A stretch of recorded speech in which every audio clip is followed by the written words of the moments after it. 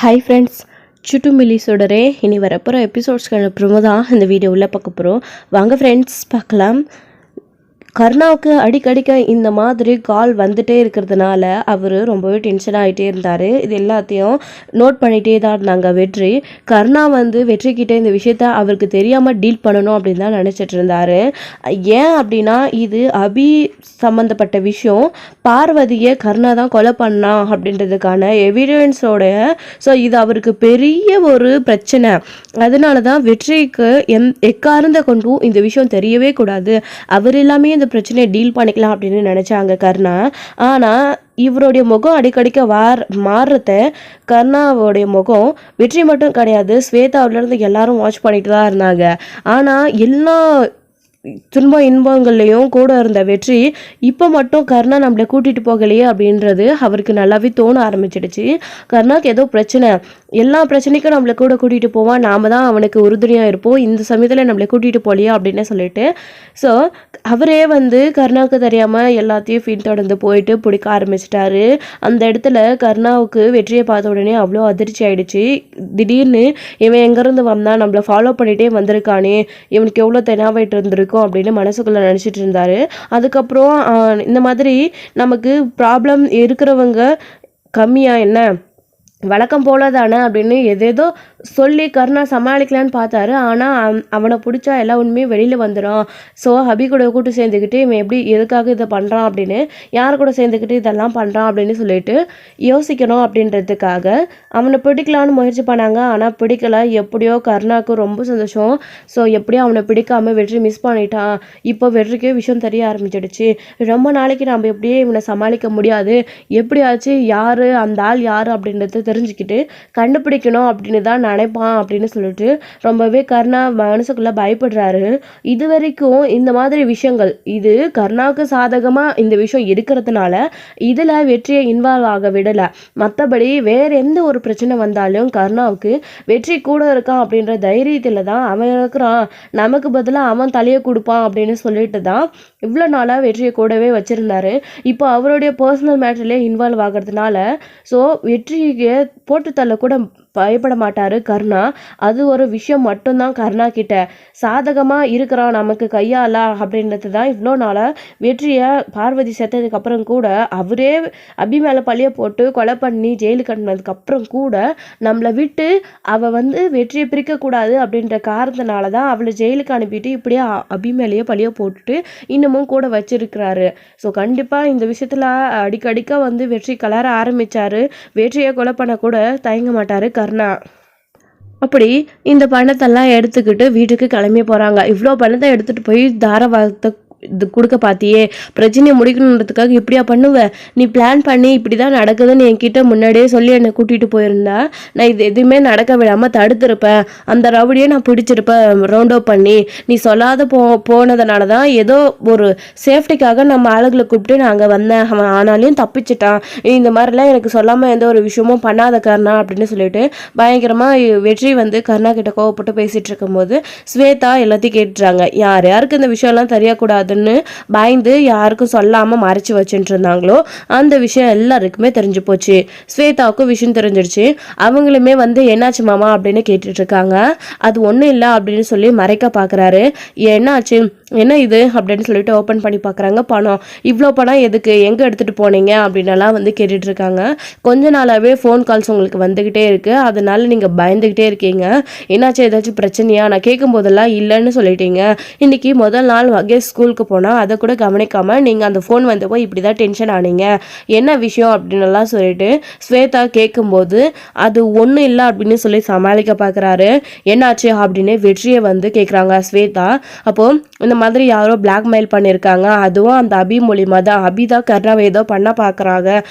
அடிக்கடிக்க அபியை பார்த்து மிரட்டிகிட்டே தான் வந்தான், அவன் மூலியமா ஏதோ ஆபத்து இருக்கு போல இருக்கு கருணாவுக்கு, அதனால இவன் பணம் கொடுத்து இந்த பிரச்சனையை முடிக்கணும்னு போயிருக்கிறான். இதுக்கு பின்னாடி யார் இருக்காங்கன்னு கண்டுபிடிக்கிறதுக்காக எனக்கே சொல்லாமல் நான் போய் நல்ல வழியாக தடுத்தேன், பணத்தை கொடுக்காம. இல்லைன்னா அந்த ஆள் பணத்தை வாங்கிட்டு ஓடி போயிருப்பான், ஆனால் கையில் தான் சிக்காமல் மிஸ் ஆகிட்டான் அப்படின்னு சொன்னதும், ஓ இதெல்லாம் வேறு நடந்துட்டுருக்கா, ஏமாம்மா இந்த விஷயத்த நீங்கள் என்கிட்ட சொல்லவே இல்லை, நீங்கள் என்ன நினச்சிட்டு இருக்கீங்க, அவள் யார் உங்களை இன்னமும் அட்டாக் பண்ண, பேசாமல் அவள் கதையை முழுசாக முடிச்சு விட்டுற வேண்டியது தானே, இன்னமும் எதுக்கு அவளை ஜெயிலில் வச்சிட்ருக்கீங்க, அவளால் எவ்வளோ ஆபத்து பார்த்தீங்களா, விட்டு வச்சதுனால இவ்வளோ நாள் பொறுமையாக இருந்து பதுங்கி இருந்து பாயிராளா, அவள் பிளான் போட்டு பேசாமல் அவளை முடிச்சுடுங்க, எதுக்கு அவளை வச்சுக்கிட்டு. பாத்தியா கூட போயும் நீ ஒழுங்கா அந்த ஆளை பிடிக்காம இப்படி சொதுப்பிட்டு வந்து நிற்கிறீங்க, அவன் இன்னும் பெரிய என்ன திட்டம் போட்டு காத்திருக்கானோ, உங்களை முடிக்கிற அளவுக்கு அவளுக்கு கொழுப்பேறி போச்சா, இதுக்கு தான் நான் சொன்னேன் கேட்டிங்களா, பேசாமல் அவளை முடிச்சுடுங்க, இந்த பிரச்சனையை வெளியில் சொல்லாமல் பயந்துக்கிட்டு ஓ என்கிட்ட எனக்கு தெரிஞ்சா நான் கோவப்படுவேனோ அபியோட விஷயம் அப்படின்னு என்கிட்ட சொல்லாமல் மறைச்சிட்டிங்கல்ல, அவளால் தான் இந்த நிலைமைக்கு ஆளாகி நிற்கிறோம், அப்படி இருக்கிறப்போ அவளோட விஷயத்த என்கிட்ட சொல்லாமல் மறைச்சிட்டிங்க பாருங்க, அவ எவ்வளோ பேர் கேடின்னு எனக்கு நல்லாவே தெரியும், எதுக்காக நீங்கள் தேவையில்லாமல் அவளை இன்னும் விட்டு வச்சுருக்கீங்க அப்படின்னு தான் இங்கே ஸ்வேதா கருணா கிட்ட சொல்லிட்டு இருக்காங்க. அது இல்லை ஸ்வேதா, காரணம் இல்லாமல் எப்படி உடனே எல்லாத்தையும் பண்ண முடியும், கொஞ்சம் விட்டு தான் பிடிக்கணும் அப்படின்னு சொல்லிட்டு இருக்காரு.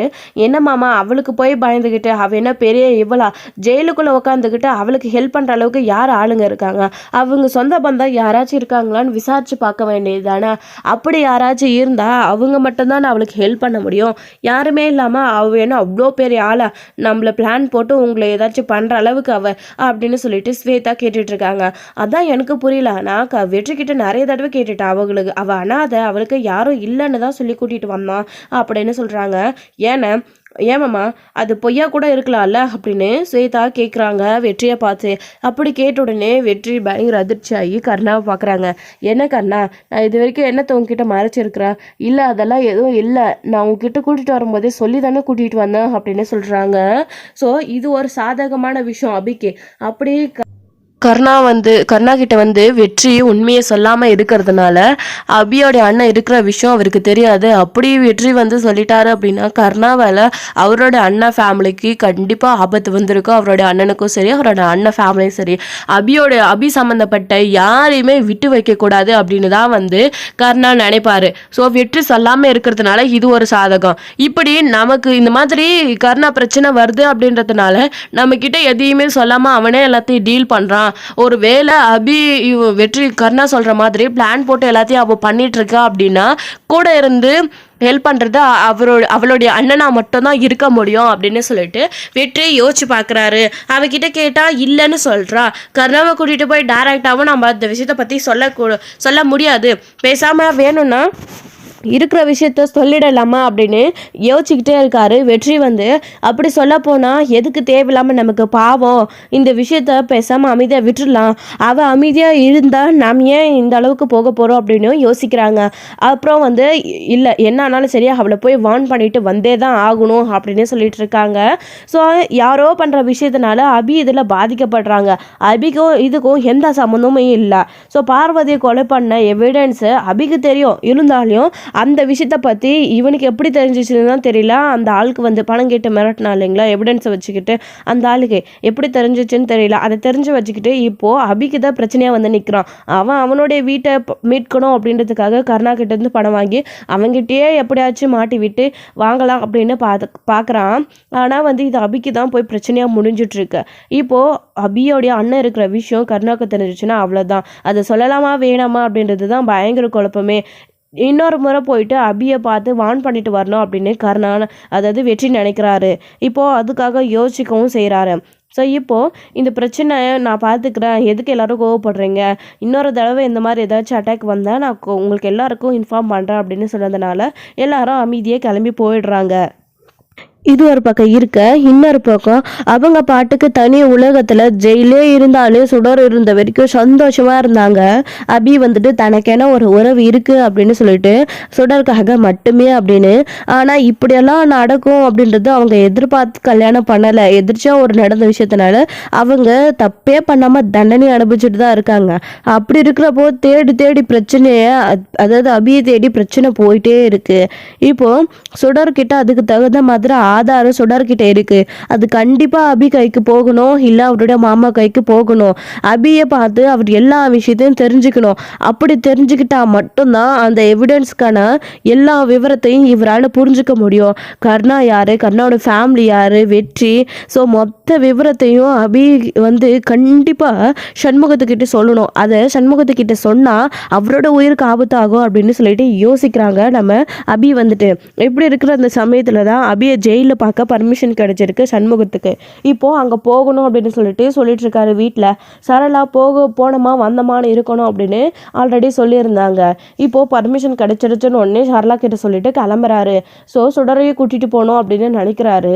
ஆனால் அபியை பார்த்து நம்ம அவளை வெளியில் எடுக்கிற விஷயமா தானே பார்க்க போகிறோம், எதுக்கு சுடர் அப்படின்னு யோசிக்கிறாங்க. ஆனால் சுடர் ஏக்கமாக இருக்காளே அம்முவை பார்க்கணுன்னு அப்படின்னு சொல்லிட்டு ஸ்கூலுக்கு நேராக போகிறாரு. ஸோ பர்மிஷன் கேட்டுட்டு அங்கேருந்து அவங்கள அப்படியே வந்து பேகை மட்டும் வச்சுட்டு போகிற வழியில் கடையில் வச்சுட்டு அப்படியே வந்து ஸ்கூல் யூனிஃபார்ம்லேயே போகிறாங்க. ஏன்னா சுடர் வந்து ரொம்ப ஆசைப்பட்டாங்க அம்முக்கிட்ட இந்த ஸ்கூல் யூனிஃபார்மை காட்டணும் அப்படின்னு. அதுக்காக தான் கிளம்பி போயிட்டுருக்காங்க. இன்னொரு பக்கம் இங்கே வெற்றி முடிவு பண்ணி குடிச்சிட்டு உட்காந்து அவங்களுடைய ஃப்ரெண்ட்ஸ் கூட இருக்கிற அடியாட்கள் கூட பேசிட்டு தான் இருந்தார். அவளை பார்க்கணும், அவளை பார்த்து நான் கேட்கணும் அப்படின்னு சொல்லிட்டு. இப்போது அதுக்காக தான் அவருமே கிளம்பி போயிட்டுருக்காரு. சண்முகம் அபியை பார்க்க போகிறது சுத்தமாக சரளாக்கு விருப்பமே இல்லை. அப்படியே உட்காந்து புலம்பிட்டு இருக்காங்க. வாரத்துக்கு ஒரு முறை மாதத்துக்கு ஒரு முறை தங்கச்சியை பார்க்கணுன்னு கிளம்பிடுறது அப்படின்னு உட்காந்து புலம்பிட்டு இருக்காங்க. அப்படி இங்கே முதல்ல வந்து இவங்க பஸ் பிடிச்சி கிளம்பி போயிடுறாங்க. சுடர் வந்து அப்படி போன உடனே அங்கே போயிட்டு வெயிட் பண்ணிட்டு இருக்காங்க அபியை பார்க்கணும் அப்படின்றதுக்காக. இன்னொரு சைடு வந்து இங்கே நேராக வந்து வெற்றி ஜீப்பில் இறங்கி டேரெக்டாக அபியை பார்க்கணுன்னு கிளம்பி போகிறாங்க. அவர் வந்து வண்டியில் போனதுனால வேகமாக பின்னாடி போனாலும் அவர் பர்மிஷன் யார்கிட்டையும் கேட்க தேவையில்லை, டைரெக்டாக போயிட்டு அவங்களுக்கு இருக்கிற இன்ஃப்ளூயன்ஸை பயன்படுத்தி அபியை ஜெயிலில் டேராக பார்க்க போகிறாங்க. அபி சந்தோஷமாக இருக்கிற இந்த சமயத்தில் இப்படி பார்க்க வந்திருக்காங்க அப்படின்னு சொன்ன உடனே அவங்க அதிர்ச்சி ஆகிட்டு வெற்றியை பார்க்க வராங்க. வந்து நின்றுக்கிட்டு எதுக்கு இப்போ என்னை அடிக்கடிக்க பார்த்து தொல்லை பண்ணிக்கிட்டே இருக்க, நான் இங்கே என் பாட்டுக்கு நிம்மதியாக தானே இருக்கேன் அப்படின்னு அபி பேசும்போது, போது நிறுத்துறியா, நீ தான் எங்கள் உயிரை வாங்கிட்டு இருக்க, நானும் உன்னை லைஃப்பில் பார்த்துடவே கூடாதுன்னு தான் நினச்சிட்டு இருக்க, ஆனால் நீ கொடுக்குற குடைச்சனால எங்களால் அங்கே நிம்மதியாக இருக்க முடியல, என்ன வேணும் உனக்கு, இன்னமும் எதுக்கு கர்ணாவை பழி வாங்கணும்னு துடிச்சிட்ருக்க, நீ தேவையில்லாமல் ஆளுகளை அனுப்பி என்ன இருக்குன்னு சொல்லிட்டு உன்கிட்ட எவிடன்ஸ் என்ன வச்சுக்கிட்டு கர்ணாவை நீ எதாச்சும் பண்ணணும்னு நினச்சிட்ருக்க, அப்படி எப்படி நீ வெற்றி கேட்டுகிட்டு இருக்கும், என்ன சொல்கிற நீ சொல்கிற எதுக்கும் எனக்கும் சம்மந்தமே இல்லை, தேவையில்லாமல் நீ இந்த மாதிரிலாம் பேசிகிட்டு இருக்காத அப்படின்னு. இல்லை, உன் அண்ணனை நான் நிறைய தடவை பார்த்துக்கிட்டே தான் இருக்கேன், உன் அண்ணனை வச்சு நீ ஏதாச்சும் பண்ணிட்டு இருக்கிய, கர்ணாவை வெளியில் வரணும்னு நினச்சிட்டு இருக்கியா அப்படின்னு. இங்கே பாரு, நான் வெளியில் வரணும் வரக்கூடாது அப்படின்றத நீ சொல்லக்கூடாது, என் அண்ணனை வச்சு நான் வெளியில் வர முயற்சி பண்ணிட்டு தான் இருக்கேன், என் அண்ணன் என்னை பார்க்க வரதா சொல்லியிருக்காரு, நான் வெளியில் வருவேன், நான் வந்து நேரடியாக எதுவாக இருந்தாலும் கர்ணா கிட்ட மோதுவேன், இப்படியெல்லாம் கோடுத்தனமாக ஆட்களை வச்சு எனக்கு மோதணுன்ற அவசியம் எனக்கு எதுவுமே கிடையாது அப்படின்னு சொல்லிட்டு அபி சொல்கிறாங்க. நாம்ளே இப்படி ஒரு பிரச்சனையில் இருக்கோம், ஆனால் யார் இப்படியெல்லாம் வந்து மிரட்டிட்டு இருக்காங்க கர்ணாவை, யாராக இருந்தாலும் அதுக்கு நமக்கு சாதகமாக தான் இருக்குது, ஆனால் சுடருக்கும் அண்ணனுக்கும் இது ஆபத்தாக இருக்கே அப்படின்னு ரொம்பவே கன்ஃபியூஷன் ஆகி அவங்களையுமே யோசிக்க ஆரம்பிச்சிடுறாங்க. ஸோ அபி வந்துட்டு, இங்கே பார், இதுதான் உனக்கு ஃபஸ்ட் அண்ட் லாஸ்ட்டாக இருக்கும், இங்கே பார், கர்ணாவே நேரடியாக உன்னை வந்து பார்த்து ஏதாச்சும் பண்ணுறதுக்குள்ளே பேசாமல் அடங்கி போயிடு, இல்லைன்னு வச்சுக்கோ உனக்கு பிரச்சனை பெருசாக தான் போய் முடியும், உன் அண்ணன் எடுக்கிற விஷயம் இன்னமும் நான் கர்ணா கிட்ட சொல்லாமல் தான் இருக்கேன், ஆனால் கர்ணாவுக்கும் உனக்கு பின்னாடி இருந்து யாரோ ஹெல்ப் பண்ணுறாங்க, சொந்த பந்தம் யாராச்சும் இருப்பாங்களான்ற டவுட் வந்துருச்சு, அப்படியே போனால் கர்ணா கண்டுபிடிச்சிருவான், ஆனால் நான் எதுவும் சொல்ல போகிறது கிடையாது, அப்படியே அவனுக்கு தெரிஞ்சால் நான் எதுவும் பண்ண முடியாது, பேசாமல் உன் அண்ணனோட உயிரை காப்பாற்றிட்டு உன் அண்ணனை வழியை பார்த்துட்டு அமைதியாக போயிட்டே இருக்கு சொல்லு, என்கிட்டையும் கர்ணா கிட்டையும் தேவையில்லாமல் பிரச்சனை வேண்டாம் அப்படின்னு சொல்லிட்டு இங்கே வெற்றி வந்து அபிக்கிட்ட சொல்லிட்டு அங்கேருந்து கிளம்பி போயிடுறாங்க. இப்போது எப்படி சண்முகத்துக்கிட்டே எல்லா விஷயத்தையும் சொல்லலாம் அப்படின்னு அபி வந்து யோசிக்கிறாங்க.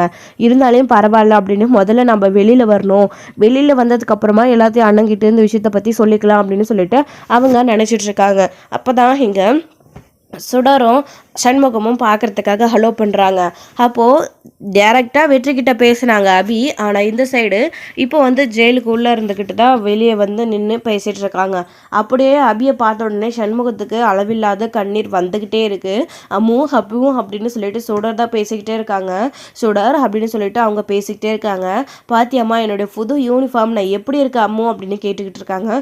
சூப்பராக இருக்கடா தங்கம் அப்படின்னு, நான் இன்றைக்கி ஃபர்ஸ்ட் டே ஸ்கூலுக்கு போயிட்டு தாம்மா வந்தேன் அப்படின்னு சொல்லிட்டு இருக்காங்க. ரொம்பவே சந்தோஷப்படுறாங்க. நல்லா படிக்கணும், மாமாவுக்கு அத்தைக்கு எந்த சிரமமும் கொடுக்கக்கூடாது, தியா தருண் கூட சேர்ந்துக்கிட்டு அப்படின்னு எல்லாம் வந்து சொல்லிக்கிட்டே இருக்காங்க அபி வந்துட்டு சுடருக்கு. அதுக்கப்புறமா நீங்கள் சண்முகத்துக்கிட்ட பேச வர்றாங்க. மாமா பாருங்கம்மா, மாமா கிட்ட பேசுங்க அப்படின்னு அபி கிட்ட சொல்கிறாங்க சுடர் வந்துட்டு. அப்போ அண்ணன் அப்படின்னு உடனே அபி அப்படின்னு அவருமே வருத்தப்பட்டு ரொம்ப அழுகுறாங்க. ஏன்னா அழுகுறீங்க அப்படின்னு. எங்கேயோ போனாலும் சந்தோஷமாக இருக்கன்னு தானே நினச்சிட்டு இருந்தேன். ஆனால் உனக்கு இப்படி ஒரு நிலைமை ஏற்பட்டிருக்குன்னு தெரிஞ்சதுலேருந்து நிம்மதியாக ஒரு நாளும் தூக்கம் இல்லை. உனக்கு என்னாச்சு? உன்னை நம்பி கூட்டிகிட்டு போனான் இல்லையா, அவன் என்ன பண்ணான் உன்னை? அவனை நான் பார்த்து பல தடவை கேட்டேன். ஆனால் நீ என்னமோ கொலை பண்ணிட்டு தான் அவன் சொல்கிறான். எனக்கு தெரியும் என் தங்கச்சி எந்த தப்பும் பண்ணியிருக்க மாட்டான்னு. என்னதாண்டா நடந்துச்சு அப்படின்னு கேட்டுட்ருக்காங்க. ஆனால் நான் சொல்கிறேன்னு தப்பாக நினச்சிக்காத, என்கிட்ட எதுவுமே கேட்காதண்ணே. நான் உங்களை ஏமாற்றிட்டு உங்களுக்கு துரோகம் பண்ணிட்டேண்ணே. அதனால் இப்போ என்ன எதுவும் கேட்காத. ஆனால் இப்போ நான் வெளியே வரணும்னு ரொம்ப துடிக்கிறேண்ணே. என்னை எப்படியாச்சும் வெளியில் மட்டும் எடுக்கிறியா? நான் வெளியில் வந்ததுக்கப்புறமா உங்ககிட்ட நடந்தது என்னன்னு சொல்கிறேன். இப்போ நான் உங்ககிட்ட நடந்த விஷயத்த சொன்னால் சுடருக்கும் சரி உனக்கும் சரி வெளியில் பெரிய ஆபத்து இருக்குண்ணே அப்படின்னு சொல்கிறாங்க. என்னடா அபிமா இப்படி சொல்கிற? அப்படி போய் கூட்டத்தில் நீ எப்படிடா மாட்டிக்கிட்ட? அவ்வளோ பெரிய பிரச்சனையில் இருக்கிற அளவுக்கு என்னதாண்டா நடந்துச்சு அப்படின்னு சண்முகம் அழுதுகிட்டே இருக்காரு. சரி நீ கவலைப்படாத, உன்னை எப்படியாச்சும் நான் வெளியே எடுக்க முயற்சி பண்ணுறேன். நான் என்ன பண்ணணும்னு மட்டும் சொல்லு அப்படின்னு சொல்லிட்டு சண்முகம் சொல்கிறாரு. இல்லைண்ணே, எப்படியாச்சும் ராதிகா மேடம் மூலமாக ஒரு வக்கீலை ஏற்பாடு பண்ணி என்னை வெளியில் எடுக்க பாருண்ணே. ஜாமீன்லையாச்சும் வெளியில் எடுனே. அதுக்கப்புறமா இந்த கேஸை பார்த்துக்கலாம். முதல்ல நான் வெளியில் வந்து ஏதாச்சும் பண்ணணும். என் மேலே தப்பு இல்லைன்னு நான் நிரூபிக்கணும் அப்படின்னா நான் ஜாமீனில் வெளியே வரணும். அதுக்கு நான் வந்தால் மட்டும்தான் முடியும் அப்படின்னு இங்கே அபி சொல்கிறாங்க. சரிடா அப்படின்னு சொல்லிட்டு சண்முகம் அபியை பார்த்து எல்லாத்தையுமே பேசிட்டாங்க. பேசி முடிச்சதுக்கப்புறமா சுடர்கிட்டையும் பேசுகிறாங்க. பேசி முடிச்சுட்டு ஆனால் நீயும் சரி சுடரும் சரி ஜாக்கிரதையாக இருங்கண்ணே அப்படின்னு சொல்லிட்டு அபி வந்து சொல்கிறாங்க. அவங்க சொல்கிறதுலேருந்தே ஏதோ பெரிய ஆபத்து இருக்குது, நம்ம உஷாராக இருக்கணும்னு சண்முகம் யோசிக்க ஆரம்பிச்சிடுறாரு. அதுக்கப்புறமா நேரம் ஆயிடுச்சு அப்படின்னு சொல்லிட்டு 2 பேரும் பேசிட்டு அபிக்கு பாய் சொல்லிட்டு அங்கேருந்து கிளம்புறாங்க. அப்படி கிளம்பி போயிட்டே இருக்கும்போது தான் ஏன் இப்படி சொல்கிறா அவன், நம்ம முதல்ல எப்படியாச்சும் அபியை வெளியில் எடுத்தே ஆகணும். சரளா வேற நம்மக்கிட்ட அபியை வெளியில் எடுக்கக்கூடாதுன்னு சொல்லியிருக்கிறா. ஆனால் என்ன ஆனாலும் சரி நம்ம வெளியே எடுத்தே ஆகணும் அப்படின்னு சொல்லிட்டு இங்கே சண்முகம் நினச்சிக்கிட்டே தான் போயிட்டுருக்காரு ஊருக்கு கிளம்பி. ஸோ இதோட இந்த எபிசோட் வந்து முடிச்சிருக்காங்க. அடுத்தடுத்த எபிசோடில் என்ன நடக்க போகுது, அடுத்து சண்முகம் அபியை வெளியே எடுக்க தான் முயற்சி பண்ணுறாரு. ஸோ அப்படி வந்து சரளாவுக்கு அபியை வந்து வெளியில் எடுக்கிற முயற்சியில் சண்முகம் இறங்கியிருக்காரு அப்படின்ற விஷயம் தெரிஞ்சால் அவங்களோட ரியாக்ஷன் என்னவா இருக்க போகுது, கண்டிப்பாக சண்டை போடுவாங்க. என்னதான் நடக்க போகுது அப்படின்றதெல்லாம் வெயிட் பண்ணி பார்க்கலாம். Friends, thank you. இந்த வீடியோ உங்களுக்கு பிடிச்சிருந்தா ஒரு லைக் பண்ணுங்கள், ஷேர் பண்ணுங்கள், கமெண்ட் பண்ணுங்கள். மறக்காமல் பெல் ஐக்கானை கிளிக் பண்ணி வச்சுக்கோங்க.